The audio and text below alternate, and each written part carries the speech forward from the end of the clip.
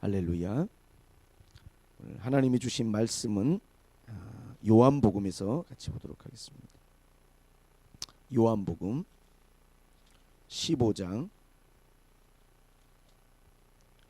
요한복음 15장 1절부터 5절까지 말씀을 같이 보도록 하겠습니다.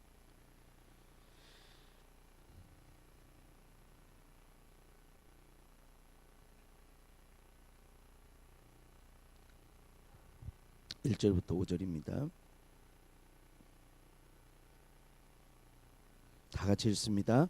나는 참 포도나무요 내 아버지는 농부라. 물은 내게 붙어 있어 열매를 맺지 아니하는 가지는 아버지께서 그것을 제해 버리시고, 물은 열매를 맺는 가지는 더 열매를 맺게 하려 하여 그것을 깨끗하게 하시느니라. 너희는 내가 일러준 말로 이미 깨끗하여졌으니 내 안에 거하라. 나도 너희 안에 거하리라. 가지가 포도나무에 붙어 있지 아니하면 스스로 열매를 맺을 수 없음 같이 너희도 내 안에 있지 아니하면 그러하리라. 나는 포도나무요 너희는 가지라. 그가 내 안에 내가 그 안에 거하면 사람이 열매를 많이 맺나니 나를 떠나서는 너희가 아무것도 할 수 없음이라. 아멘. 오늘 말씀은 나의 안에 거하라, 그런 제목으로 여러분과 함께 은혜를 나누기를 원합니다.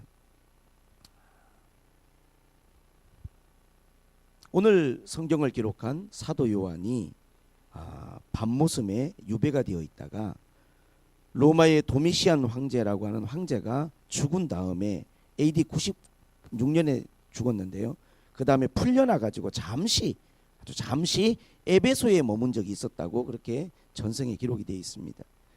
그런데 이 사도 요한이 아주 그냥 백발의 노인이죠. 왜냐하면 예수님 돌아가시고도 이미 60몇 년이 지났기 때문에 완전히 사도 요한이 백발의 노인이 이제 임종을 앞두고 있습니다. 이 밤모섬 유배지에서 풀려나서 그가 에베소에 와서 18번 설교를 했대. 18번. 근데 18번 설교를 하면서 사도 요한이 그 제자들을 앞에다 두고 설교를 할 때 했던 설교가 뭐였냐 하면 서로 사랑하라는 것이었어. 그래서 이제 제자들이 부축을 해서 사도 요한을 강단에 세우면서 오늘은 정말, 왜냐하면 예수님을 직접 보지 못했던 제자들로서는 예수님을 직접 만나고 주님의 말씀을 받았던 사도 요한의 가르침이야말로 자기들에게 주님의 말씀과 같은 거니까 어떤 오늘은 또 새로운 말씀을 주실까 하고 그들이 사도 요한에게 이렇게 부축하며 경청했을 때 그 18번의 설교를 전부 다 서로 사랑하라는 설교만 18번을 하셨다고.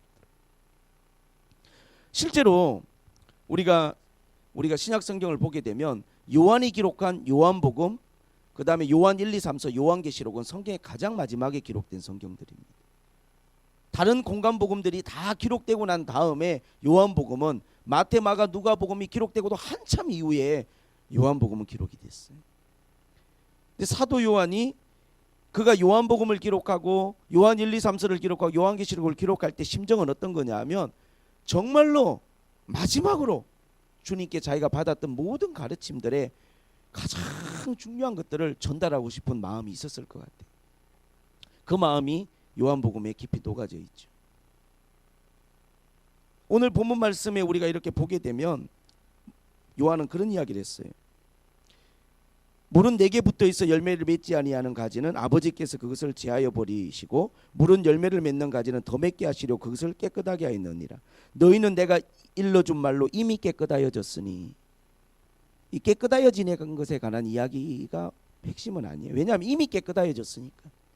사실 요한복음을 보다 보면 거듭남에 대한, 물과 성령의 거듭남에 대한 어떠한 특별한 메시지가 여기 추가가 되어 있어요. 다른 복음에는 그 메시지가 없었지만 니고데모와의 대화, 요한이 그 부분을 선명하게 제시를 했어요.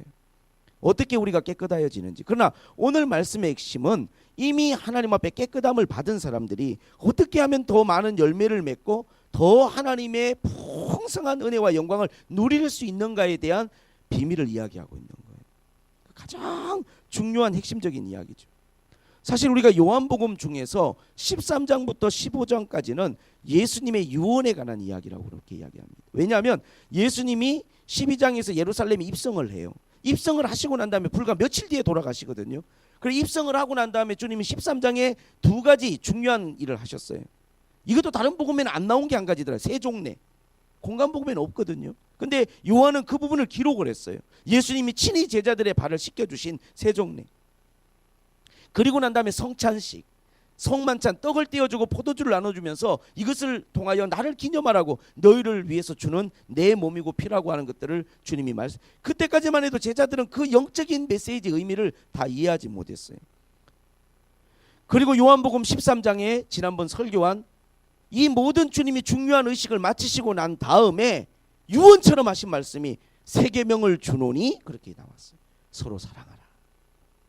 서로 사랑하라. 내가 너희를 사랑한 것처럼 너희가 서로 사랑하라. 주님이 말씀하셨다고 요한이 요한복음에 기록을 해놨어요. 그리고 14장 15장도 그 연장선상입니다. 15장은 특별히 포도나무 비유에 대해서 이야기하면서 너희가 이미 깨끗하여졌으니, 이미 너희가 깨끗한 것에 관한 교훈의 말씀을 배우고 깨끗하여졌으니 이제는 나의 안에 거하라. 이제는 내 안에 거하라. 깨끗하여졌으니 이제는 내 안에 거하라. 내 안에 거하게 되면 많은 열매를 맺게 될 것이다. 나를 떠나서는 아무것도 할 수 없다. 우리 그리스도인들이 되면, 하나님의 백성들은 주님을 떠나서는 아무것도 할 수 없어요.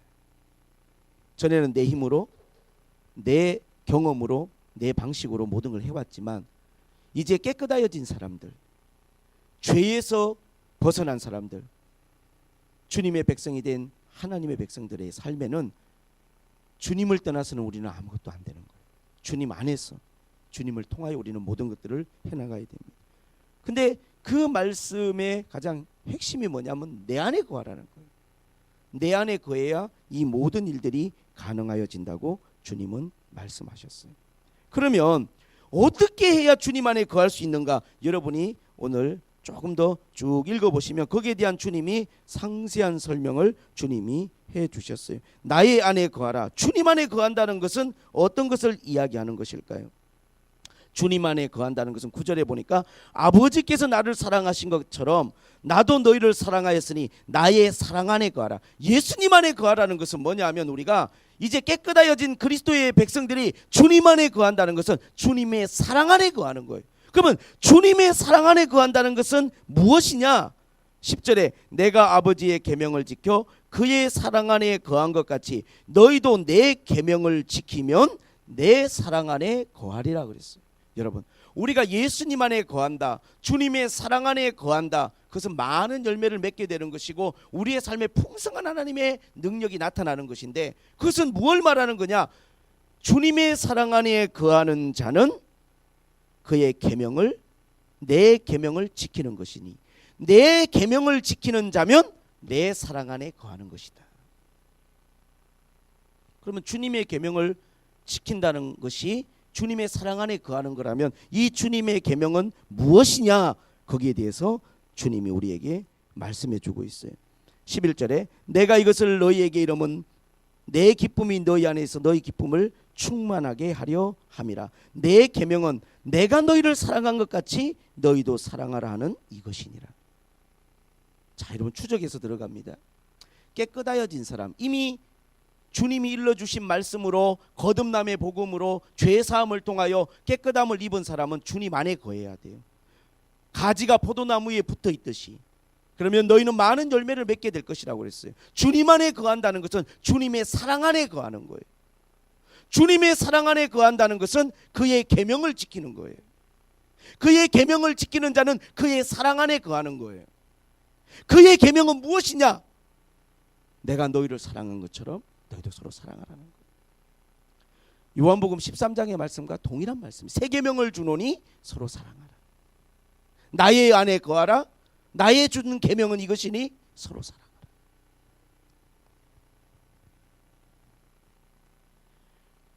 저는 사도 요한이 정말 하고 싶은 말이 무엇이었을까? 그 노인이, 이제 정말 백발의 노인이 주님의 모든 가르침을 생각하면서 마지막으로 자기의 제자들을 향하여 정말 남겨주고 싶은 말이 무엇이었을까? 여러분, 기독교는 무엇으로 우리가 기독교라는 걸 증명합니까? 그걸 증명할 수 있는 것은 사랑밖에 없어요. 우리가 서로 사랑하면 너희가 내 제자인 줄 알리라. 요한복음 13장 35절의 말씀.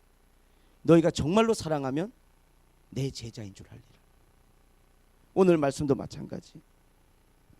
너희가 정말로 사랑한다면 이것은 곧 나의 친구가 되는 것이다. 이렇게 말씀하셨습니다. 나의 친구라. 14절에 너희는 내가 명하는 대로 행하면 사랑하면 나의 친구가 된다. 왜? 예수님은 사랑이시니까. 주님은 사랑이시니까.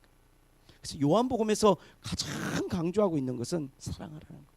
근데 요한 1, 2, 3서도 마찬가지. 요한복음 이후에 요한 1, 2, 3서가 또 기록이 됐는데 요한 1, 2, 3서의 핵심도 하나님이 우리를 이같이 사랑하셨으니 요한 1서 4장 1절 우리도 서로 사랑하는 것이 마땅하니라.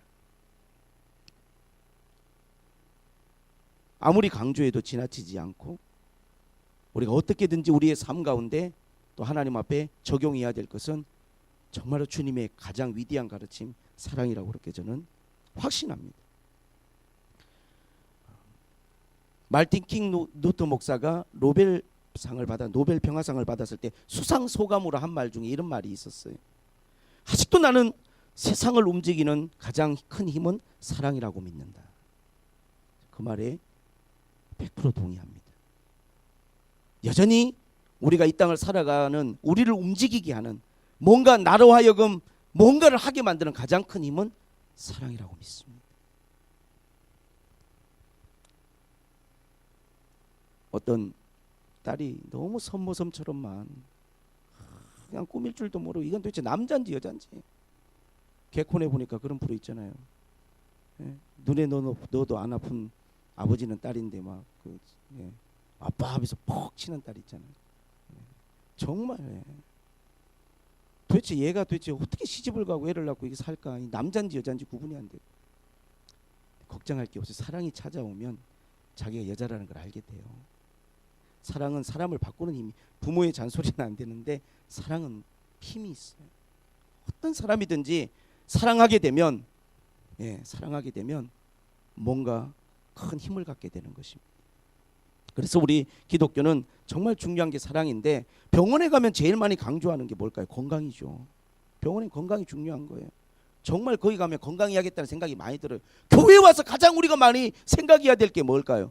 무엇보다도 사랑해야 되는구나. 사랑해야겠다. 사랑하고 살아야 되는구나. 내가 정말 이 세상을 사랑으로 품어야겠구나. 사랑으로 기도해야겠구나. 사랑으로 내가 섬겨야겠구나. 그런 마음을 우리가 공동체가 모였을 때 가장 우리 마음에 하나님 앞에 가득 채우고 도전받고 세상을 향해 나가야 될 줄로 믿습니다. 할렐루야. 특별히 이렇게 우리가 주님의 계명 안에 사랑 안에 거하게 되면 주님은 무엇을 우리에게 말씀하시냐면 많은 열매를 맺게 되리라고 그랬어요. 우리의 삶에 여러분 어떠한 축복의 영역이 열려지고 하나님 앞에 하나님의 어떤 역사들이 일어나는 가장 중요한 원동력은 뭐냐? 저는 사랑이라고 확신하고 있어요. 그 사랑이 하나님의 강력한 힘이고 하나님의 강력한 역사를 불러오는 도구라고 그렇게 생각합니다. 사랑이 가득한 곳에는 하나님의 강력한 은혜가 풀어지는 역사가 있습니다. 자, 오늘 여기 말씀해 보니까 뭘 말씀하셨냐면 서로 사랑하라 그런 말씀을 말씀하셨어요. 주님 안에 거한다는 것은 우리가 그의 계명을 지키는 것인데 그것은 바로 서로 사랑하는 거예요. 12절에 너희도 서로 사랑하라. 자, 서로 사랑하라는 이 우리가 단어 속에서 오늘 우리가 중요한 몇 가지 메시지를 한번 찾아보고자 합니다. 첫 번째는 뭐냐면 서로라고 하는 단어예요. 여러분 우리가 사랑을 우리가 이야기할 때 사랑이라고 하는 것은 어쨌든 관계 중심적인 단어예요. 사랑은 관계지 않습니까? 관계. 어떤 사람과 사람과의 관계잖아요. 그래서 사랑을 우리가 뭐라고 표현하냐면 간격이라고도 표현해요. 정말 친밀함, 끌림, 그게 사랑이에요. 사랑하게 되면 우리가 굉장한 끌림을 받게 되는 거예요. 그 사람이 좋고 함께 있고 싶고 다가가고 싶고, 그게 사랑이 가지고 있는 힘이죠. 사랑은 관계적인 거예요. 사실 우리가 성경을 이해할 때 사실 성경을 우리가 어떤 결과적으로 업무적으로 이해하면 안 돼요. 그것은 관계적으로 이해하는 게 맞습니다. 사랑이라는 것이 그런 거예요.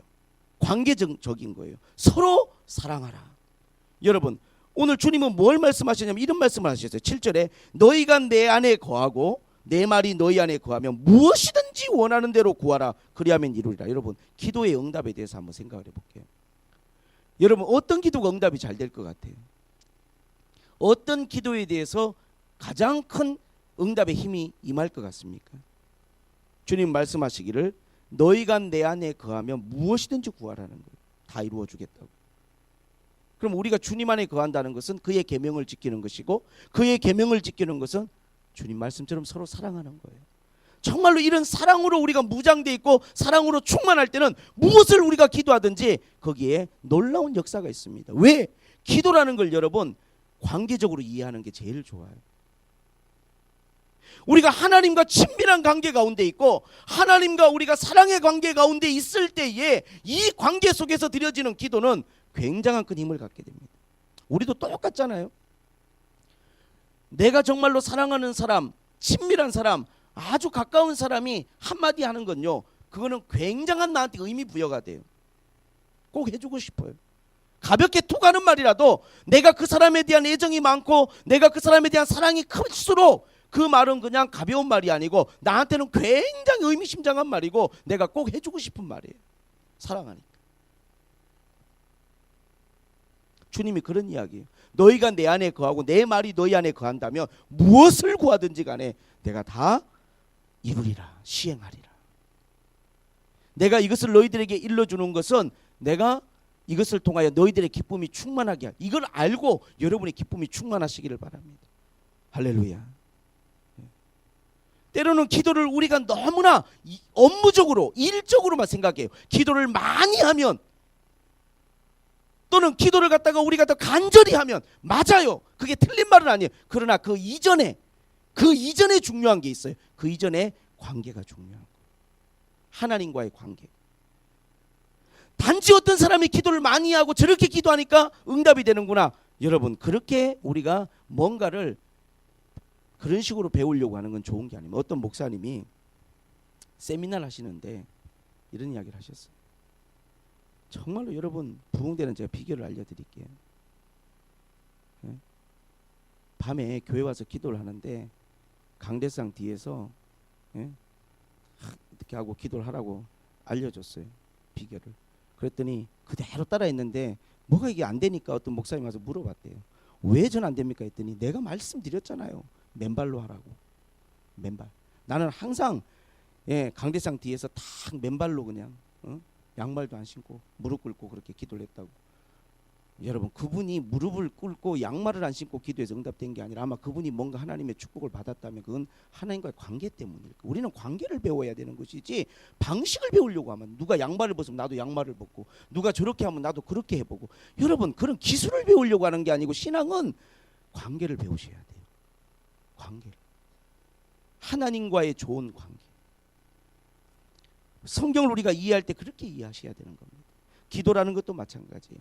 기도를 열심히 하고 많이 하고 어떤 것보다 더 중요한 것은 하나님을 사랑하는 마음이고 여러분이 서로를 사랑하는 마음, 그 사랑에 우리가 거하고 사랑 안에 거할 때 우리가 드려지는 기도는 굉장한 파괴력을 갖고 응답을 가지고 옵니다. 굉장한 응답을 가지고. 그래서 저는 생각하기를 어머니들의 기도가 굉장히 위력이 있다고 생각을 해요. 왜? 어쨌든 사랑이 기인한 기도니까.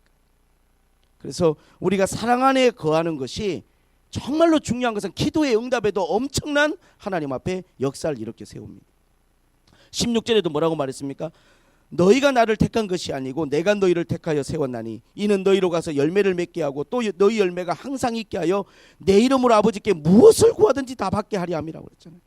내가 이것을 너희에게 명하면 너희로 서로 사랑하게 하려 함이라고 주님 말씀하셨잖아요. 왜 주님이 기도에 대한 이야기와 사랑에 대한 이야기를 지금 같이 하고 있습니까? 기도와 사랑이 굉장히 연관성이 있어요.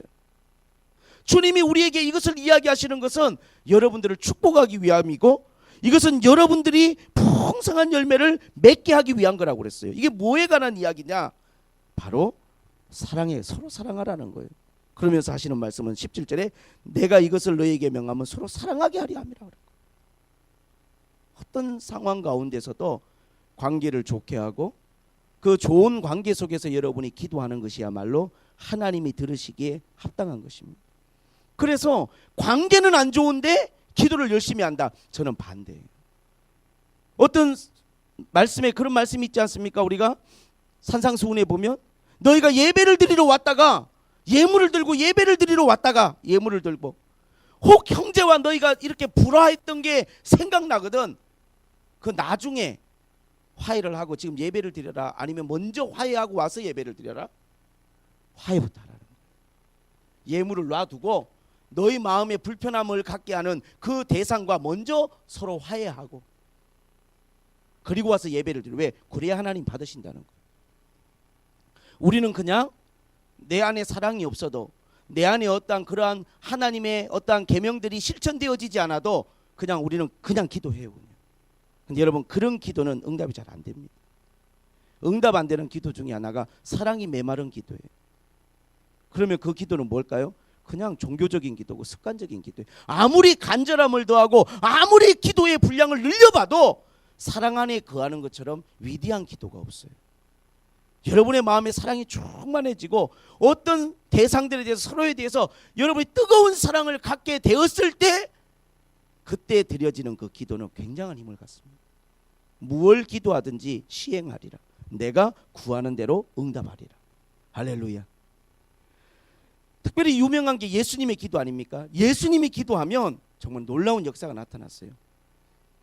죽은 나사로를 향하여 하늘을 향하여 기도하고 명하셨을 때 나사로가 살아났죠. 주님의 마음은 사랑으로 충만했어요. 정말로 사랑으로 충만했어요. 정말로 사랑으로. 주님의 마음은 아무리 들여다봐도 그 속에 사랑밖에는 없어요. 사랑밖에 난 몰라. 주님은 사랑만 하시는 거예요. 오직 사랑하는 거예요. 끝까지 사랑하시는 거예요. 그러니 주님의 기도가 얼마나 위대한 기도고 강력한 기도예요. 우리는 사랑한다고 말하지만 들어가 보면 여러 가지 상황이 복잡해요. 마음이. 그런 가운데서 기도하고 그런 가운데 예배를 드려요. 기독교가 정말로 세상을 변화시키는 큰 힘을 갖고, 여러분이 만약에 그러한 힘을 갖기 위해서는 예수님의 사랑을 배우셔야 돼요. 주님의 사랑으로 무장되셔야 되는 것이죠. 사랑은 관계적인 거예요. 관계적인 거.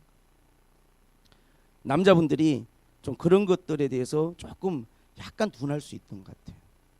왜냐하면 여자분들은 조금은 관계적인 것들을 더 중점을 두는 것 같고, 남자분들은 업무적인 걸 조금 더 중점을 두는 경향이 전체적으로 봤을 때 있는 것 같아요. 남자분들은 관계가 안 좋은데 일단 뭔가 뭐 이렇게 뇌물을 공세한다든지 아니면 뭐 그럴 때 그냥 밥 사준다든지 해결하려고 하는데, 여자분들은 일단 관계가 좋아지고 난 다음에 그게 의미가 있는 거죠. 안 그런가요? 저만 그러나요? 일단 관계가, 그래서 먼저 외식을 하기 전에, 선물을 내밀길 전에 마음을 풀어주는 거죠. 그때 그렇게 말해서 미안해, 잘 지냈으면 좋겠고 잘 했으면 좋겠어. 그렇게 관계를 좋게 한 다음에 그리고 밥 먹으러 갈까? 이렇게 해야 순서가 맞는 건데, 남자분들은 관계는 일단 접어두고 밥 먹으면 좋아지겠지 이렇게 생각하고 외식이나 가자 그러면 여자분 당신 안 먹어. 우리가 이 관계를 잘하는 것들을 우리가 중요하게 생각해야 됩니다. 사랑은 관계 중심적인 거예요. 관계가 좋아야 돼요. 하나님도 마찬가지. 하나님 인격적인 분이고 하나님 그런 분이시기 때문에 여러분이 그냥 무조건 기도를 뭐 떼쓰는 거라고 생각. 어떤 말씀에 보니까 뭐 무조건 구하라 그러니까 그렇게 여러분 생각하지만 어떤 성경을 그렇게 단편적으로만 받아들이시면 안 돼요. 더 깊은 그 말 속에 들어있는 핵심적인 원리들을 여러분 이해하셔야 됩니다. 원리를 이해한 사람은 모든 것들을 다 풀어나갈 수 있지만, 원리를 모른 채 어떤 거 하나 이렇게 저렇게 어떻게 하다가 풀었어. 그 문제만 푼 거예요. 여러분, 어떤 간절한 기도보다, 여러분이 기도보다 더 중요한 것은 먼저 하나님과의 좋은 관계, 특별히 여러분 서로 사랑하는, 정말로 사람에 대한 깊은 사랑의 마음을 여러분들이 가졌을 때 드리는 그 기도에 대해서는 하나님이 놀랍게 역사하십니다. 할렐루야. 그런 여러분들이 되시기를 주님의 이름으로 축복합니다. 모든 분들과, 할 수만 있으면 모든 사람들과 평화하시고 모든 사람들에 대해서 사랑의 마음을 가지시기를 바랍니다.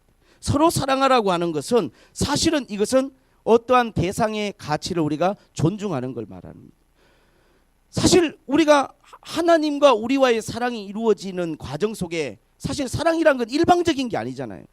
하나님도 우리를 일방적으로 사랑하셔가지고 사랑이 이루어지진 않아요. 우리도 주님을 사랑하잖아요. 근데 우리가 주님을 사랑하기 전에 우리가 주님을 사랑하는 마음을 갖기 훨씬 이전에 주님이 우리를 먼저 사랑하셨어요. 언제나 주님의 사랑은 한결같이 우리를 향하고 있어요. 왜 주님이 우리를 사랑하실까요? 왜 우리 주님이 우리를 이렇게 사랑하실까요? 여러분, 주님은 우리를 귀하게 여기신다는 걸 아셔야 됩니다.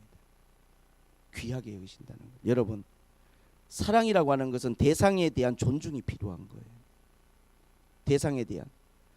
하나님이 왜 죄를 지은 인간들을 그토록 사랑하셨을까요? 인간을 높은 가치로 보시는 거예요. 원래 인간이 하나님의 형상을 닮은 존귀한 존재로 하나님 우리 인간들을 보시는 거예요. 비록 인간들이 타락하고 인간들이 죄를 지었지만 하나님은 인간을 하찮게 여기는 것이 아니고 하나님은 인간을 귀하게 여기시는 거예요. 주님이 우리를 사랑하실 때 먼저 주님은 우리를 귀하게 여기시고, 주님은 우리가 지금 어떤 상황 가운데 있든지 간에 좋아지고 나아지고 존귀한 존재로 우리가 변화될 수 있다는 걸 주님은 믿으시기에 우리를 사랑하시는 거예요.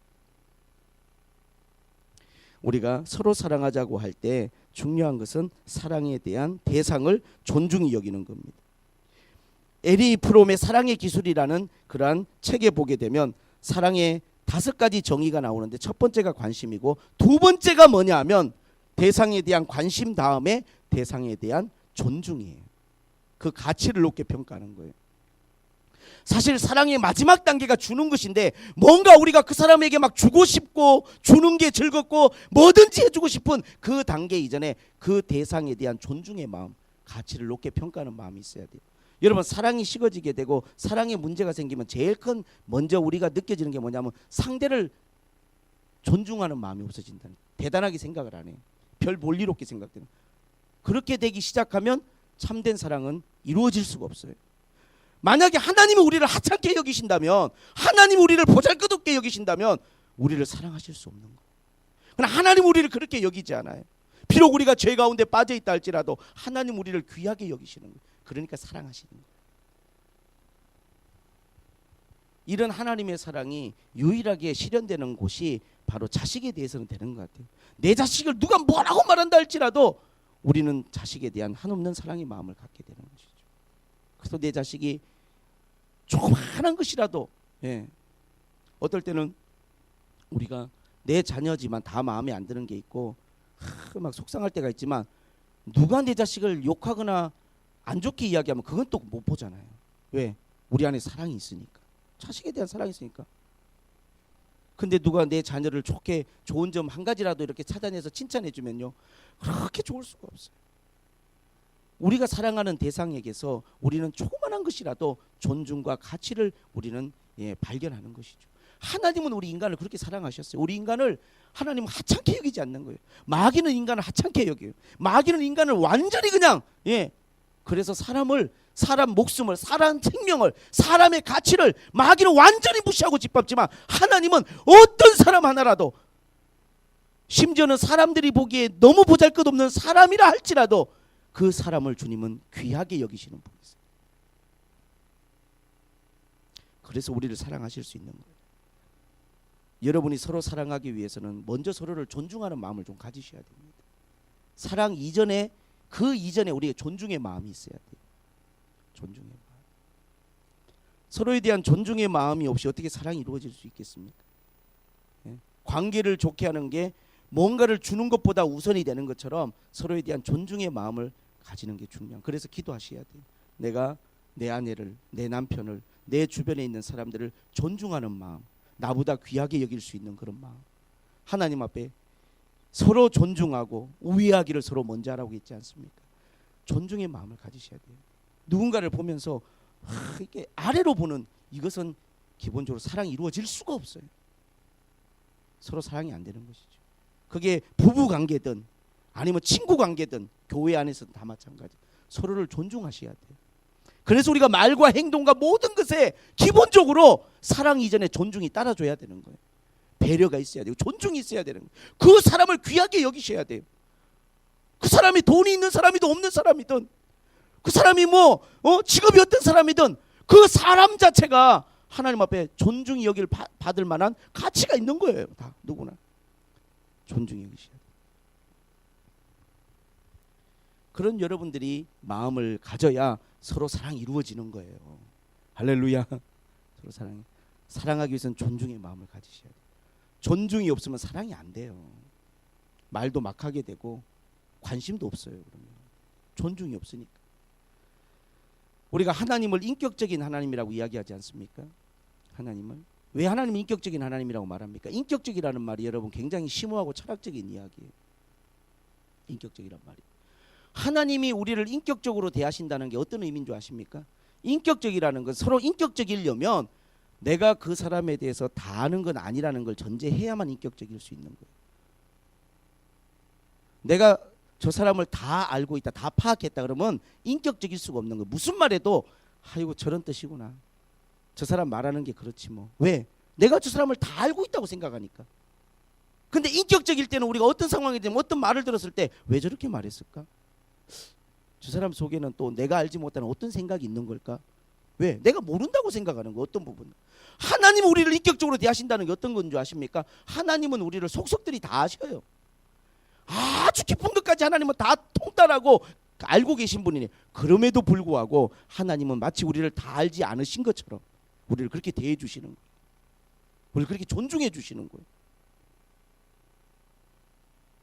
흔히 부모와 자식 간의 대화가 인격적이기가 어려운 이유가 부모는 기본적으로 내 자식을 다 안다고 생각하시는 거예요. 뭔 말하면 야야 나 다 알아. 너 조용히 해. 내가 네 속을 모를 줄 알아? 그럼 이제 인격적인 대화는 안 되는 거예요.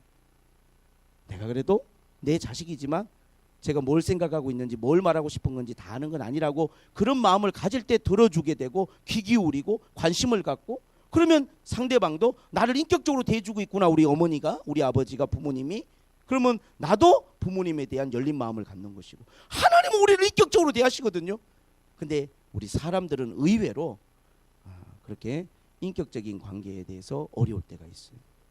쉽게 판단해버리고 아는 것처럼 우리가 생각하고 아는 게 아니에요. 우리가 서로 사랑하라 했을 때 서로 사랑하라는 말 속에는 관계를 중요하게 여기라는 말이 있는 거고 그 속에는 대상을 존중하라는 말이 다 들어가 있는 거예요. 그래야 사랑이 이루어져요. 이제 그 다음에 오늘 말씀에 서로 사랑하라고 하신 것은 뭐냐 하면 서로 사랑하라, 주는 사랑을 말하는 거예요. 찬양 중에 받을 사랑만 계수하고 있으니 예수여 나를 용서하여 주시옵소서. 세상의 사랑이란 건 뭐냐면 받은 사랑을 계수하는 것이. 그러나 기독교의 사랑은 주는 사랑입니다. 기독교의 사랑은 주는 거예요. 사도행전 20장 35절 말씀에 우리 주께서 친히 하신 말씀에 사도 바울의 말이 우리 예수님이 친히 하신 말씀에 주는 것이 받는 것보다 복이 있다 그랬어요. 주는 사랑. 예수님은 주는 사랑이에요. 주님이 먼저 사랑을 받으신 게 아니라 끊임없는 사랑을 주셨어요. 그러다 보니까 그 사랑에 감동하고 그 사랑에 깨달음을 얻은 사람들이 주님을 사랑하게 되는 거죠. 그래서 서로 사랑이 이루어지는 거예요. 그러나 아직도 주님의 사랑을 깨닫지 못한 사람은 서로 사랑하지 못하는 거죠. 주님은 사랑하지만 사랑은 일방적인 게 아닌가. 서로 사랑해야 돼요. 그러나 그 서로 사랑이 이루어지기 위해서는 누군가는 주는 사랑을 하셔야 돼요. 기독교의 사랑은 주는 사랑입니다. 주는 사랑. 주다 보면 언젠가는 받는 사랑, 돌아오는 사랑이 또 있는 거예요. 그래서 서로 사랑이 이루어지는 것이죠.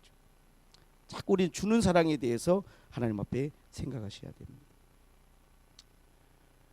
제가 이제 늘 여러분한테 그런 이야기들을 했지만 사람들을 이렇게 만나다 보니까 참 어떤 빈곤의 악순환, 어려움의 악순환들이 너무 많은 것 같아요.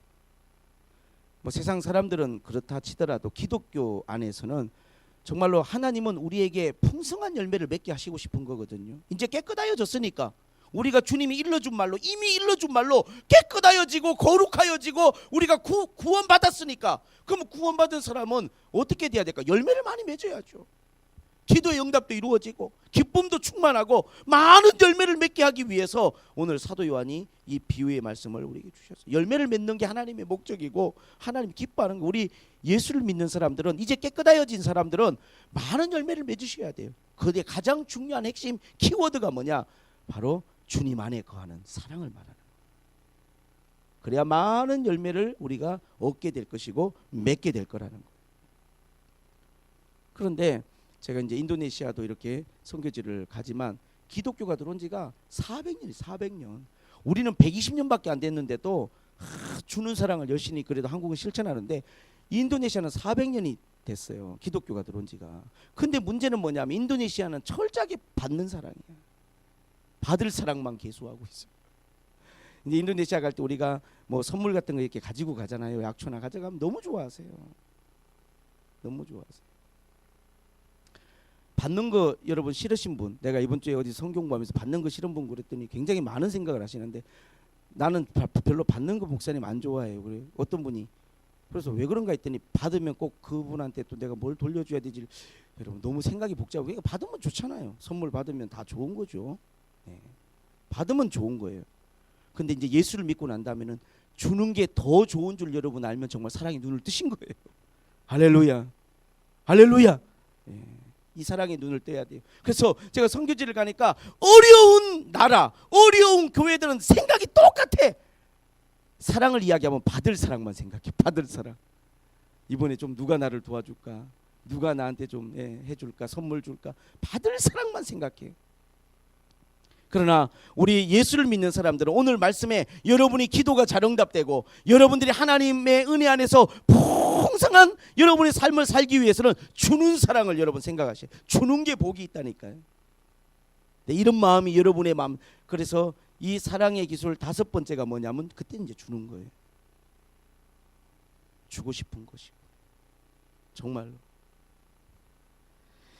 나와 여러분 여기까지 갈 수 있기를 주님의 이름으로 축복합니다. 주는데 뭘 주느냐 여기 보니까 자기 목숨까지 만약에 준다면 친구를 위하여 이거보다 더 큰 사랑은 없대요. 제일 큰 사랑은 목숨을 주는 것이겠죠. 목숨을 주는 것이겠죠. 그러나 우리가 어쨌든 주는 사랑을 하셔야 됩니다. 그게 뭐가 됐든지 간에 따뜻한 말 한마디라도 자꾸 심고 주는 사랑을 하세요. 작은 여러분 대접이라도 자꾸 베풀고 주는 사랑을 하세요. 주면서 여러분 이 말은 하지 마세요. 왜 나만 줘야 돼? 그 말. 그건 기독교의 단어에는 그런 게 없어요. 여러분만 주세요. 왜? 이미 너무 많이 받았어. 하나님께 너무 많이 받았어요. 열심히 주시다 보면 여러분이 열매를 거두는데 여러분이 준 것보다도 훨씬 더 많은 걸 거두게 될 거예요. 그는 그 사람에게서 거두는 게 아니라 자꾸 우리는 내가 저 사람 밥 사줬는데 저 사람은 나한테 밥을 안 사주지. 그런 생각은 여러분 세상의 관점이에요. 여러분이 누군가에게 뭘 사주면 그 열매는 하나님으로부터 맺게 되는 거예요. 하나님이 갚아주시는 거예요. 하나님이 축복하시는 거예요. 우리가 뭔가를 심고 뭔가를 줄 때 받을 건 하나님께 여러분 생각하시면 하나님은 다 거두게 하시는 거예요. 무얼 기도하든지 응답하시고. 할렐루야. 자꾸 우리는 서로 사랑하라고 주님 말씀하셨을 때 그 사람의 반응을 너무 살펴요. 주님이 만약에 그렇게 하신다면 우리에 대해서 우리가 주님과 진정한 사랑이 이루어질 수가 없어요. 주님은 그냥 우리에게 끝없는 사랑을 베풀어 주셨어요. 그 주님의 사랑 때문에 그 사랑에 눈을 뜨고 나니까 우리도 그 사랑을 알게 된 것처럼 여러분 주는 사랑, 그런 사랑이 우리 안에 흘러넘치기를 주님의 이름으로 축복을 드립니다. 할렐루야, 할렐루야. 그래서 2014년도에는 많이 주세요. 많이 심고 주는 게 복이라고 생각을 합니다. 저희 교회가 작은 교회예요. 여러분 여기 인원이 몇 명이나 될까요? 그러나 우리 교회가 가지고 있는 가장 중요한 마인드 중에 하나는 주는 거예요. 힘이 안 되면 못 주죠. 빚내서 줄 수는 없지만 줄 수만 있으면, 할 수만 있으면. 그래서 오늘 동영상을 좀 보여드리고 싶었는데 그 선교사님 이번 1월달에 차 산 거 제 카톡으로 석장 왔는데 2011년식 조금 연식이 오래된 승합차를 사게 되면 수리하는 게 너무 힘들고 해서 좀 연식이 오래되지 않은 그런 차를 하나님이 또 이렇게 연결시켜줘서 차를 한 대 구입하셨고, 사모님이 그 선교지 가서 지금 5년 넘게 차 없이 지내시다 보니까 차멀미 너무 심하셨는데 너무너무 우리 성도들에게 교회에 감사한 마음을 전하고 있습니다. 우리는 그 선교사님한테 뭘 받을 필요는 없어요. 왜냐하면 하나님이 갚으실 거기 때문에. 또 지금 우리가 후원한 교회가 건축 중에 있는데 건축 마무리 단계에 있는데 우리가 우리보다 어쩌면 더 나은 교회일 수도 있지만 우리가 후원하고 했을 때 하나님께서 또 우리에게 또 갚아주시는 게 있다고 저는 생각합니다. 앞으로도 계속 이 샘물교회 교회가 우리 사랑하는 성도들이 서로 사랑하되 상대를 우리가 어떻게 하라고요? 좋은 관계 안에서 존중하면서 주는 사랑을 여러분 오늘 말씀처럼 열심히 행하시면 열매가 풍성할 것이고 교회 안에 우리 모든 성도들의 삶 가운데 우리 자녀들의 삶 가운데 기도의 응답이 이루어질 것이고 무엇을 기도하든지 사랑 안에 사는 그 기도는 하나님이 응답하시는 것처럼 놀라운 역사들이 나타날 줄로 믿습니다. 할렐루야. 우리 마지막으로 옆에 있는 분들에게 서로 사랑합시다. 2014년도에 사랑합시다. 주는 사랑을 하세요. 주는 사랑. 받는 사랑이 아닙니다. 주는 사랑.